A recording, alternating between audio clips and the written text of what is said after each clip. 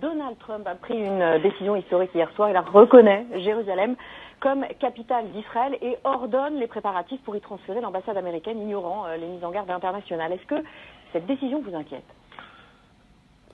Oui, elle m'inquiète, mais je la soutiens. Ah, vous la soutenez?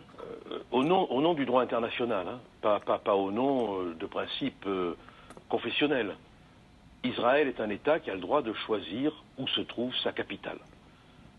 Je ne méconnais pas les tensions qui vont s'en suivre. Oui, parce que c'est ce que j'allais vous dire. Voilà. Est-ce que ça mérite qu'on déclenche une nouvelle guerre au Proche-Orient? Parce que c'est ce qui... Est-ce qu'on doit, ça implique. est-ce qu'on doit tout le temps céder face au chantage et à la menace? Est-ce qu'on doit aller de Munich en Munich? Voilà la question. Mais maintenant, j'espère que l'État d'Israël fera en sorte que les lieux saints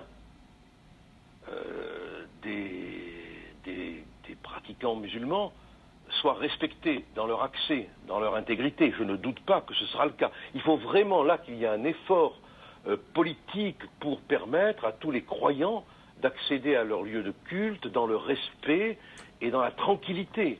Mais je pense aussi qu'il serait temps que M. Macron ait le courage de faire comme M. Trump. Emmanuel Macron, il qualifie cette décision de regrettable. Mais oui, mais s'il a peur de son ombre, bon, mais il va en Algérie faire la génuflexion, et puis quand il faudrait prendre une décision au plan international, tout en connaissant les conséquences que cela peut avoir et en essayant de les anticiper. Mais est-ce qu'on peut les anticiper? Vous avez vu, le Hamas dit cette décision ouvre les portes de l'enfer. Mais le Hamas, c'est la guerre à Israël en permanence. Bon, je veux dire, c'est pas nouveau. Bon. Mais la situation risque de s'aggraver encore. Est-ce qu'elle peut être plus grave que ce qu'elle est? Oui, on se rend bien compte qu'au Moyen-Orient, des alliances visibles et invisibles se nouent, que l'État d'Israël est l'ennemi occidental finalement. Bon, mais pourquoi méconnaître au sujet d'Israël le droit international?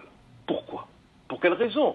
Si on me donne une bonne raison de méconnaître le droit international, je m'inclinerai, mais Israël est un État souverain, il peut choisir quand même où se trouve sa capitale.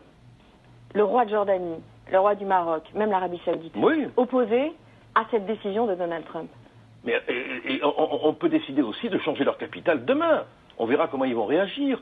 Mais le fait qu'il y ait toutes ces oppositions, vous ne vous dites pas, oui, finalement, la décision de Trump ne fait qu'activer les choses. Je vais vous parler très, très franchement. En réalité, le fait qu'on ose discuter du choix d'une capitale par un pays, Israël, ça veut dire qu'on méconnaît l'existence de ce pays. Au fond. Mais annoncer cette décision, est-ce que c'est pas aussi méconnaître la situation du pays? Mais je vous le dis, d'abdication en abdication, de trouille en peur, de lâcheté en fuite, un de ces 4 matins, on sera à terre, quoi. Je veux dire qu'il faut dans le respect de tout le monde. Et là, vraiment, cette décision, elle n'est acceptable que si Israël montre que les musulmans peuvent accéder dans le respect, dans la dignité, dans la protection à leur lieu de culte. Vous pensez que c'est possible, ça? Je pense que c'est possible. Si ce n'est pas possible, il faudra à ce moment-là, bien évidemment, prendre des mesures qui s'imposent. Donc revenir en arrière. Non, pas revenir en arrière, mais lancer. Israël, quand même, est une démocratie intelligente. Je crois qu'on peut le reconnaître. Bon, ils vont pas se dégrader en empêchant les musulmans d'aller sur leur lieu de culte, ou les chrétiens même. Ça ne s'est jamais produit. Bon, je vois pas pourquoi cela se produirait maintenant, mais le droit international... Le Front National est complètement à contre-courant, là, une fois encore... Mais je ne sais pas ce que pense le Front National là-dessus, il y a du reste. Hein. Moi, je vous donne mon opinion. Vous êtes député FN, j'imagine que Marine Le Pen pense...